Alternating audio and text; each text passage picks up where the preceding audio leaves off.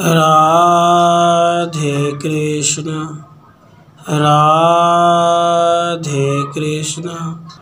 श्री हरि के अंतर्धान हो जाने पर शिव पार्वती द्वारा ब्राह्मण की खोज। आकाशवाणी के सूचित करने पर पार्वती जी का महल में जाकर पुत्र को देखना और शिव जी को बुलाकर दिखाना। शिव पार्वती जी का पुत्र को गोद में लेकर आनंद मनाना।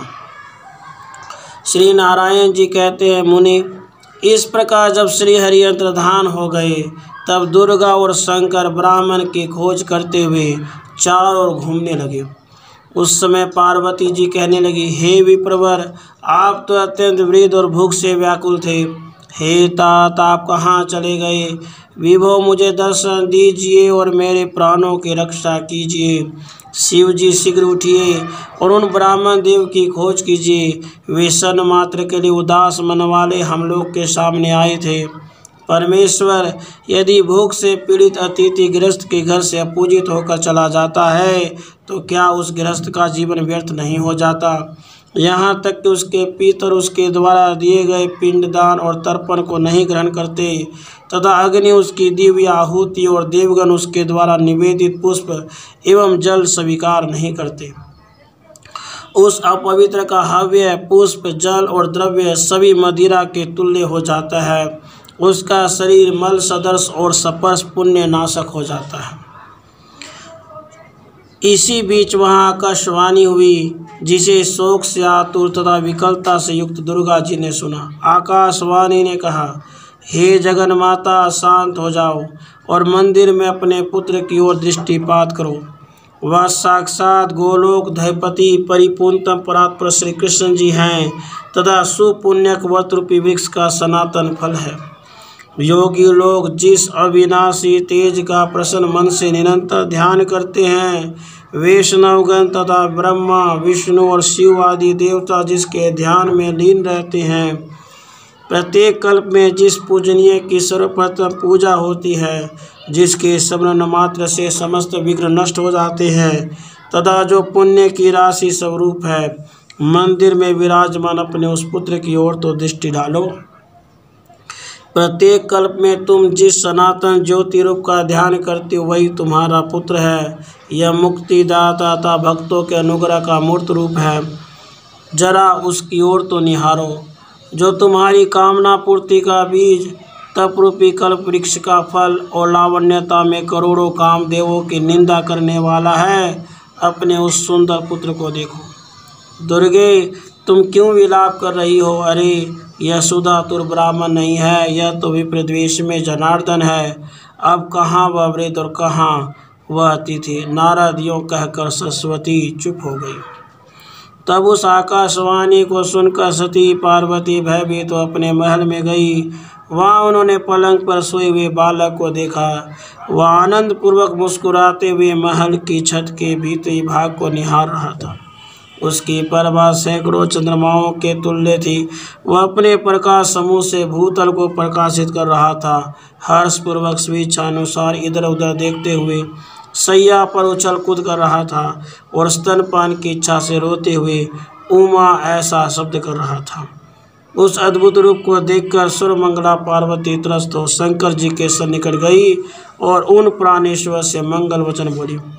पार्वती जी ने कहा, हे प्राणपति, घर चलिए और मंदिर के भीतर चलकर प्रत्येक कल्प में आप जिसका ध्यान करते हैं तथा जो तपस्या का फलदाता उसे देखिए। जो पुण्य का बीज, महोत्सव स्वरूप, पूत नामक नरक से रक्षा करने का कारण और भवसागर से पार करने वाला है, शीघ्र ही उस पुत्र के मुख का अवलोकन कीजिए।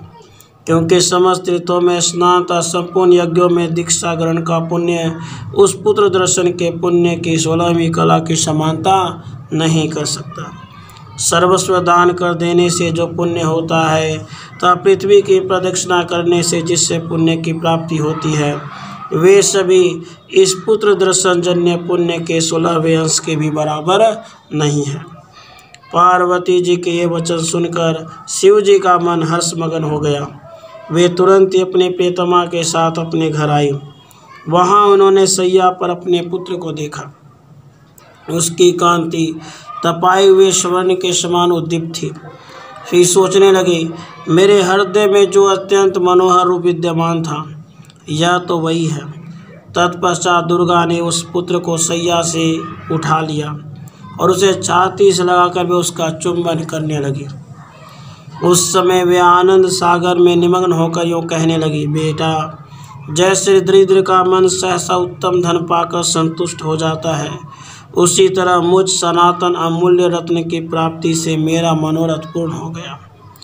जैसे चीरकाल से प्रवासी हुए प्रीतम के घर लौटने पर स्त्री का मन पूर्णतः हर्षमग्न हो जाता है, वही दशा मेरे मन की भी हो रही है। वत्स, जैसे एक पुत्र वाली माता चीरकाल से बाहर गए हुए अपने इकलौते पुत्र को आया हुआ देखकर परितुष्ट होती है, वैसे इसमें मैं भी संतुष्ट हो रही हूँ।